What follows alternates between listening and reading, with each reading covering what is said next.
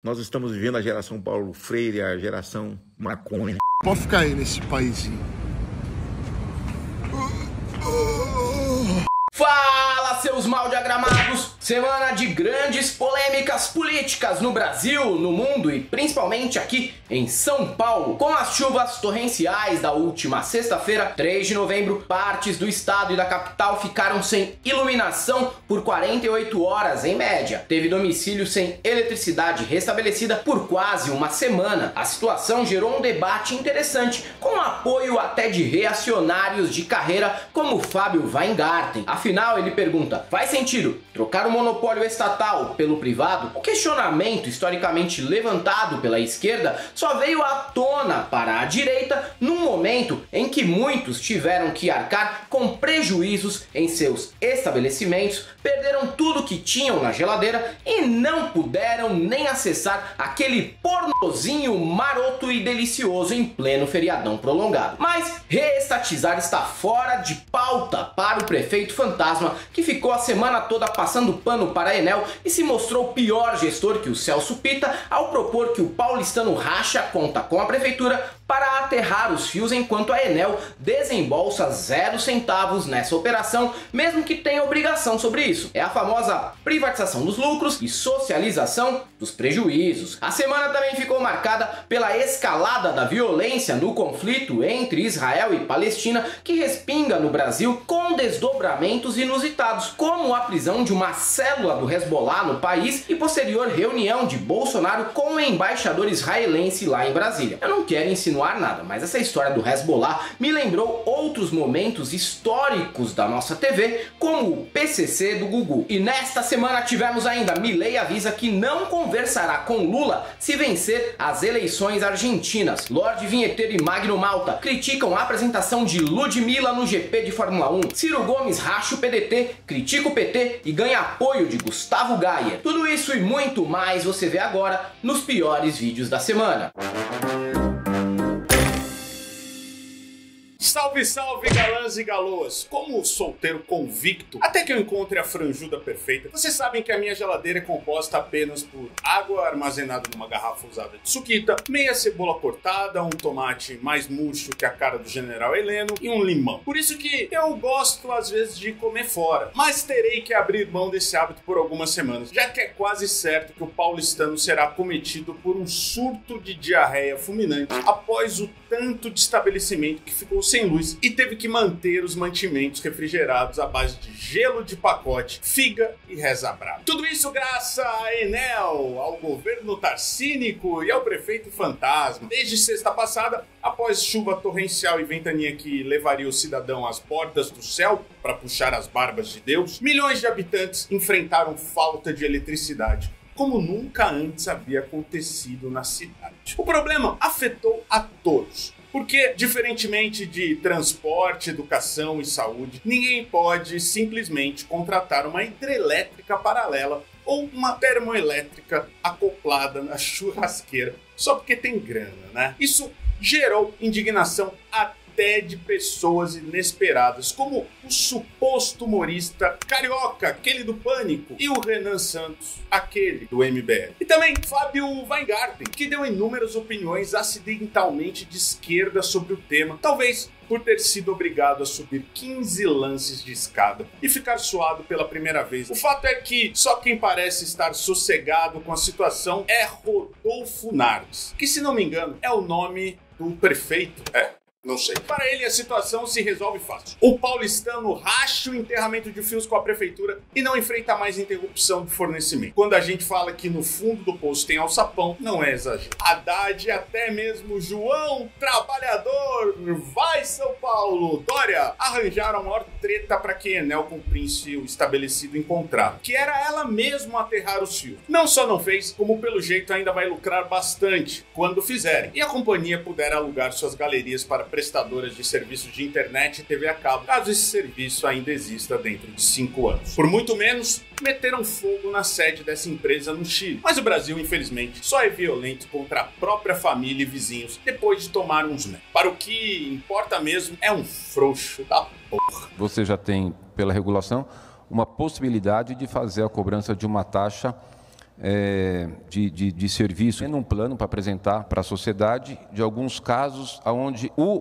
contribuinte, o morador, o munícipe pode aceitar dele pagar uma taxa de contribuição. Desde janeiro, Bolsonaro estava numa fase meio Detonautas Rock Club. Ninguém sabia ao certo se tinha acabado ou se ainda fazia uns 20 shows por ano em motociata, digo motoclube. E tal qual a banda carioca, quando surpreende negativamente o público lançando uma música sobre a Michelle para avisar que ainda estava na ativa, o mito resolveu dar o mesmo recado de uma forma até pior. Reapareceu primeiramente fazendo lobby contra a reforma tributária ao pedir para o senador Nelsinho Trade que votasse contra a PEC apenas por birra, para impor uma derrota ao governo. Acreditem, um senhor de quase 70 anos agindo nas sombras como uma criança mimada que há um ano ainda não aceitou a derrota eleitoral. Se isso já foi extremamente de mau gosto, imagine então Bolsonaro se reunir com o embaixador de Israel em Brasília, horas depois da PF anunciar que havia prendido integrantes de uma célula do Hezbollah no Brasil.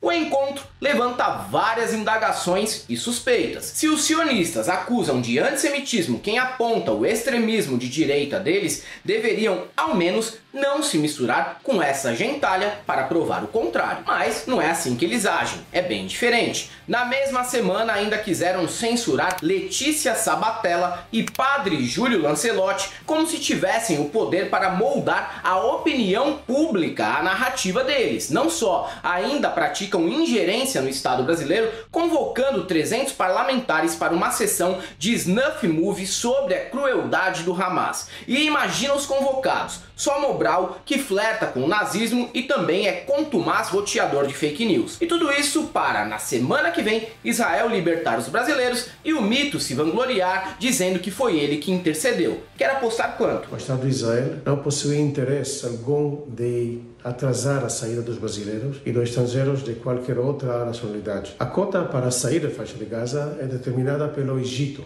O homem brasileiro usa apenas os seguintes cortes de cabelo: milico, pick blinder, de cria e raspadinho estilo Ronaldinho e o meu, uma tiara maravilhosa. Feita essa autocrítica, é preciso dizer que apesar da pouca ousadia capilar, ainda não saímos melhores que o argentino fã de rock setentista que insiste em usar mullet em pleno ano de 2023. Isso na melhor das hipóteses, tá? Em um programa de TV, Javier Milei mostrou como a crise estética pode ser mais profundo, ostentando o seu singular penteado piorado tipo Gachá. Porém, sendo entrevistado por ninguém menos que o Datena Emocor, que me disseram que é peruano e gay, como se eu fosse levar isso em consideração, mas para estragar a piada. Os cabelos que deixam a entrevista com o maior jeito de sketch de Hermes e Renato, ou caravana de cantores da Jovem Guarda, só não são piores que as opiniões do candidato à presidência da Argentina, que mais uma vez determinou que as eleições que lá são feitas com papel picotado foram alvo de fraude e que, caso vença, não manterá relações diplomáticas com Lula, que na visão dele é um comunista. Lula,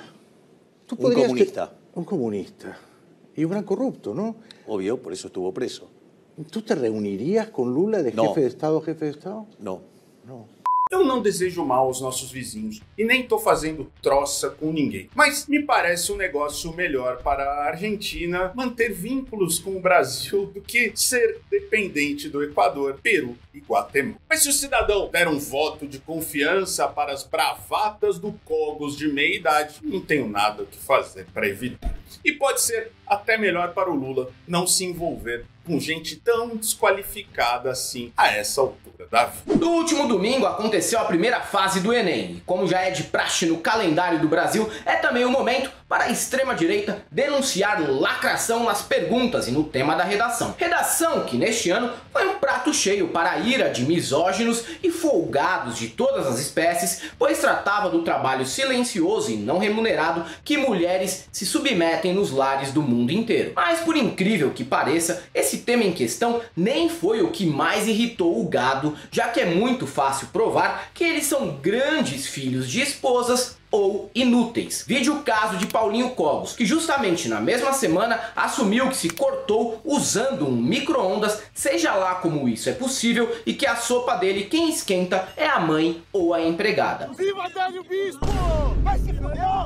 O que incomodou mesmo essa galera foram críticas ao agronegócio. Magno Malta, após mais uma sessão de rabo de galo e forró, abriu live para reclamar do Enem. Mas com doses inseguras na mente, confundiu tudo e disse que o assunto da redação atacava esse setor da economia. A indignação do senador capixaba é aquela famosa miscelânea de tags desconexas que nem ele deve entender quando revê os vídeos depois de uma rara noite bem dormida. E agora, a prova do Enem. Você criou filho para isso? Para levar para a escola para fazer o Enem? Então a redação é atacando o agro? Já Gustavo Gayer comentou que, se a filha que prestou o Enem tirasse nota boa na prova, sofreria uma punição. Coitada, se já não bastasse a enorme punição divina que é ser filha desse cinzeiro humano, ainda terá que lidar com um pai adoutrinando e dizendo que o real potencial dela será aflorado com base no tripé macroeconômico goiano. Cantora sertaneja, negociante de cavalo ou caminhonete, ou dona de negócios em áreas diversas que, inevitavelmente, vão falir em até 3 anos. Eu falei pra minha filha de 17 anos que fez essa porcaria aqui no domingo, que se ela tiver tirado uma nota boa disso daqui, ela vai sofrer punição. Porque se uma pessoa que tira uma nota boa disso aqui, uma pessoa que se sai bem nessa abominação, já não é mais um indivíduo, é um avatar ideológico.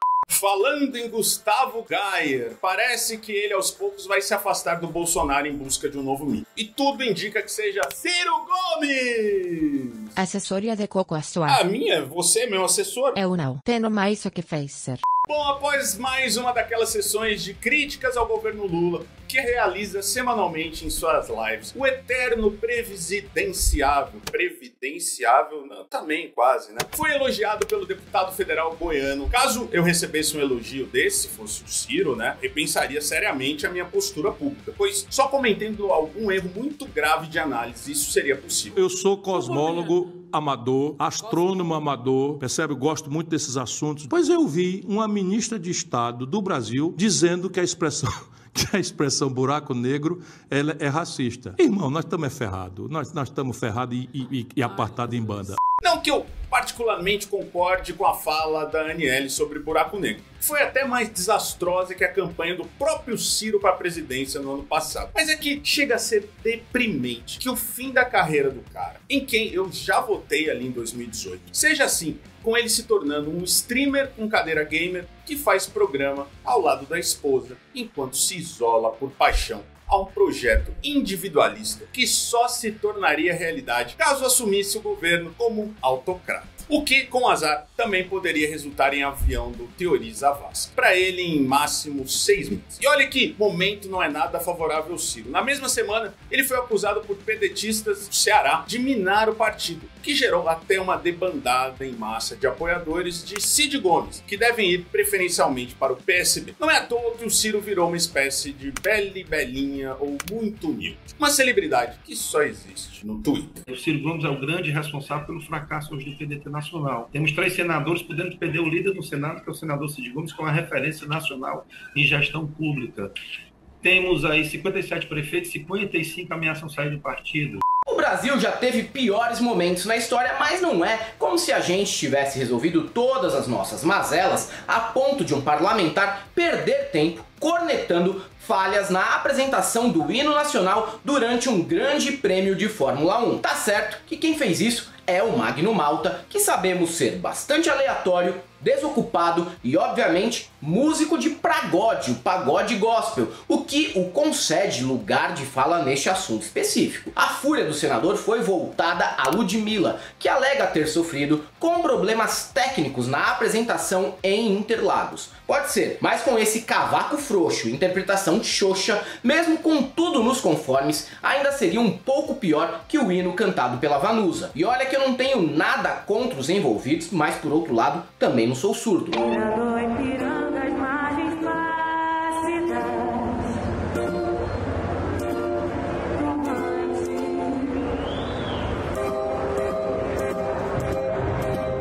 que, se essa crítica fosse apenas técnica, vá lá. Mas ele não consegue se prender ao que interessa e acusou a cantora de pertencer à geração que não produz, geração Paulo Freire, geração maconha, geração que não quer nada com trabalho. Grande mestre da sociologia freestyle, acaba de criar um novo conceito, a geração maconha, que abrange nascidos entre 1990 e 2000. Como sou de 1985, devo pertencer à geração cocaína, que combina melhor com esse período histórico. Assim, deprimente, deplorável. O mundo viu, o Brasil estarrecido. Interessante que depois tem um vídeo dela. Ela disse que teve um problema, só deu um probleminha no som, mas depois voltou. Probleminha no som? Ué, o cavaco do menino não parou. O menino continuou tocando o cavaco e tocando muito bem, aliás. Não sabe o hino nacional. Que geração é essa? Uma geração que não produziu? Nós estamos vivendo a geração Paulo Freire, a geração maconha.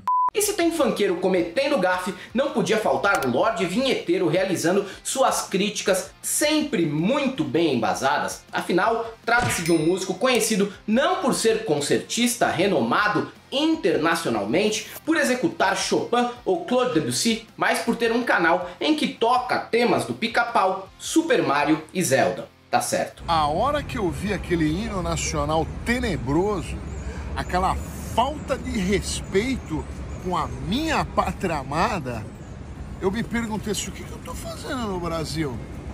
Aí eu fui pro aeroporto, comprei uma passagem para Nova York e vim para cá, para fugir da mediocridade dos artistas brasileiros. Eu estudei música clássica e os apedeutas estão com preconceito em cima de mim. Pode ficar aí nesse paísinho. Uma portuguesa surtou ao discutir com uma brasileira em seu país. E tal qual uma velha moquense de cabelo roxo, atacou a mulher com frases que estraçalham todos os protocolos da Convenção de Genebra. Vá para a sua terra, sua porca. Você sabe quem é você? Eu sou portuguesa de raça. Eu sou portuguesa de raça. Você que é brasileira, vai para a sua terra. Então invadindo Portugal. O caso repercutiu negativamente por aqui e gerou diversos comentários sobre como Portugal vive um momento de grande crise. Não só com a invasão de brasileiros por lá, que obriga o país a ser a nova morada da Malu Magalhães e Glória Pérez, mas também por perder o controle do próprio sotaque, por meio de sucesso de Lucas Neto entre as crianças. Um dos comentários mais populares veio em mais uma edição do stand-up do Flávio Dino. O ministro da Justiça comentou o caso e exigiu que o Brasil poderia resolver isso, trocando nossos cidadãos que moram lá pelo ouro que eles levaram daqui. Ó, eu gosto bastante do Dino, mas desta vez a lacrada foi errada. Esse ouro já foi parar nos cofres britânicos da Dona Beth e do Papa Jorginho. Desapega, é muito esforço por nada. Deixa o tempo agir, que em breve Portugal vira uma colônia, com a Luana Piovani como imperadora e o Pedro Scooby na linha de sucessão. Quer castigo pior? Um vídeo muito atual de ontem, de uma portuguesa xingando uma brasileira, e ela diz assim no vídeo: vocês estão invadindo Portugal. Bom, se for isso, nós temos direito por reciprocidade, né? Porque em 1500 eles invadiram o Brasil, nós estamos tudo de acordo, e concordo até que eles repatriem todos os imigrantes que lá estão, devolvendo junto o ouro, de Ouro Preto, e aí fica tudo certo, a gente fica kit. Já falamos anteriormente neste canal que ser ator no Brasil é uma das tarefas mais ingratas que alguém pode encarar profissionalmente. Se der certo, mesmo não sendo talentoso ou bonito, ótimo, vai ganhar muita grana, participar do Surubão em Noronha, ser chamado para comerciais e nas horas vagas pode até zerar os mais gostosos do Projac. Tarefa que foi levada muito a sério por gente como André Gonçalves, Dado Dolabella, Débora Seco e Daniele Vinitz. Mas se tudo der errado, a situação complica. As alternativas na TV aberta serão participar de novelas mambembes da Iris Abravanel ou pior, pegar sarna com os figurinos de folhetins bíblicos na Record. Achou ruim? Então imagine não ter chance nem nessas pocilgas. Imaginou? O seu destino será fazer figuração de possuído ou curado fake publique em igrejas evangélicas, um segmento profissional das artes cênicas que cresceu com a popularização do teleevangelismo. R.R. Soares tem o seu ator preferido para essas atuações no Show da Fé. Espécie de Ricardo Darín da Igreja Internacional da Graça de Deus, o astro é escalado para interpretar todos os papéis disponíveis na transmissão, que via de regra é de alguém muito doentinho que foi curado por meio da intervenção divina. É preciso ser ator mesmo, porque se não fosse, dificilmente esse querido estaria entre nós a essa altura. Pelo compilado que vocês verão a seguir, ele já enfrentou dor na nuca, no pé da barriga, no peito, no sovaco, pressão na mente, no joelho e nervo ciático. Baita de um fudido. Sorte que temos o ungido do R.R. Soares para dar alento a todos hipocondríacos do Brasil. Eu ouvi amém? O que foi, irmão? Conta pra mim. 2 dias já que eu tava com dor de cabeça, uma dor na nuca e graças a Deus fui Foi curado. embora, glória a Deus. O que aconteceu aí, amigo? Eu tava no braço esquerdo, entendeu?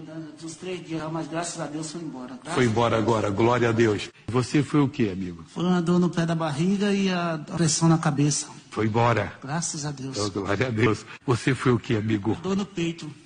Tava há quanto tempo aí? Tem uns 3 dias que eu tô com a dor no peito, graças a Deus. Dor no peito.